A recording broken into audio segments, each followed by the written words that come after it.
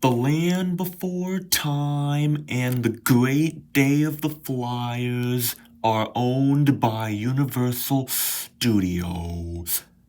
The trivia and goofs in this video are by LBT Wikia. This is the last Land Before Time film to be produced and directed by Charles Grosner, and was also the last film he would direct, period. Though he was the supervising director for The Wisdom of Friends. This movie marks the first appearances of Trisha and Guido. This film, along with The Wisdom of Friends, are the only ones in the franchise that haven't been released in Japan. This is the first film in the series where Petrie's siblings have a big role. Grandma Longneck, along with Ducky and Spike's mom, appear in this film, but don't speak. This is the third film in the series to show a reappearing guest character. The first two being The Mysterious Island, which features Chomper as a main character, and The Great Longneck Migration, in which Mo makes a cameo appearance during the song Adventuring. In this film, it's Tria. This is the last film in which Kenneth Mars voices Grandpa Longneck, as the character did not have any speaking roles in The Wisdom of Friends, and the actor passed away from cancer in 2011. This is also the last film to feature Tress MacNeille, as her character didn't have speaking roles in The Wisdom of Friends, and she didn't come back for Journey of the Brave. During Flip, Flap, and Fly, Mo makes a cameo appearance. Also during the song, when they fly through the cave, the Tiny Swords make a cameo too. You can see Big Daddy, and it's possible other ones like Lizzie and Skitter are there too.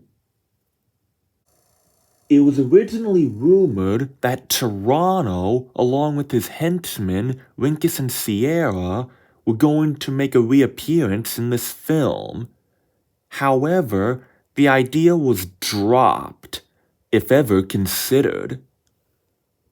This is the first Land Before Time film to be produced in widescreen, not counting the theatrically released original film, which was produced in an open matte ratio. This is the only film in the series where the music is not just done by James Horner, Michael Tavera, or Billy Martin.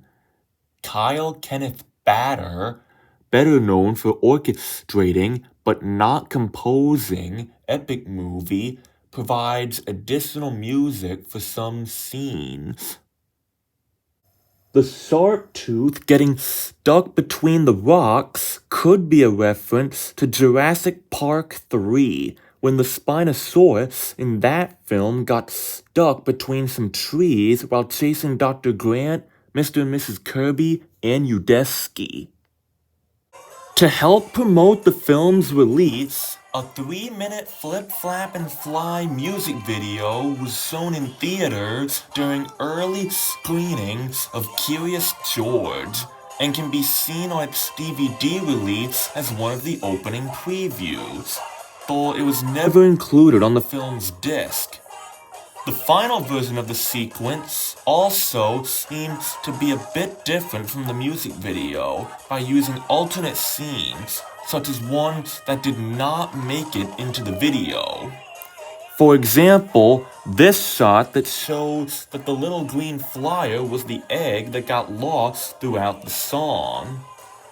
Also, the music video included some shots that were not in the film. Instead, the whole flip and fly scene just ends with all the flyers flying in a formation.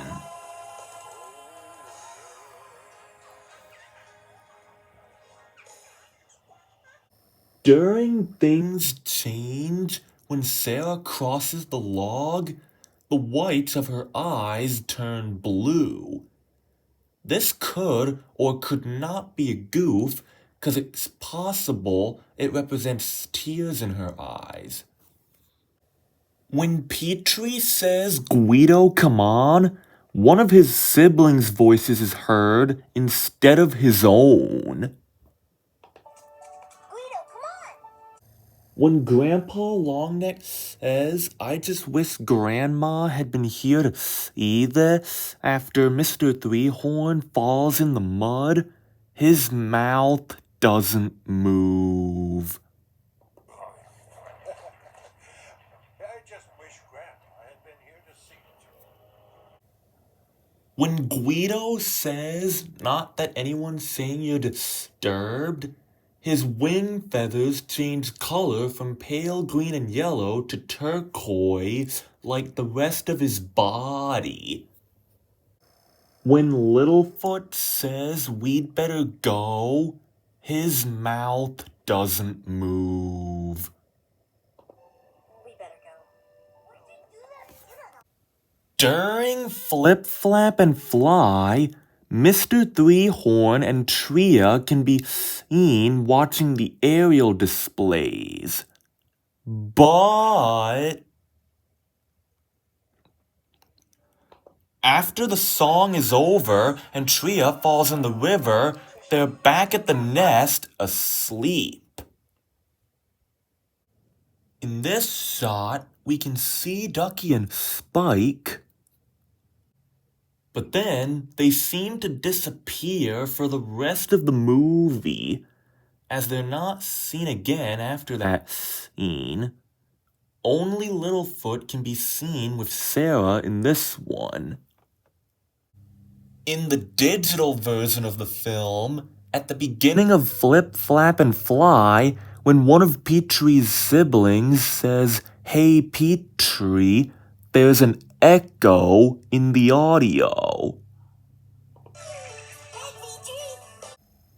Also, for one frame, when the camera zooms out from Petrie, the sibling to his right or behind him flashes red. Here's some personal trivia. This movie was released the same year I was born. The movie was released on February 27th, 2007, and I was born on May 17th. So me and this movie are 2 months and 20 days apart.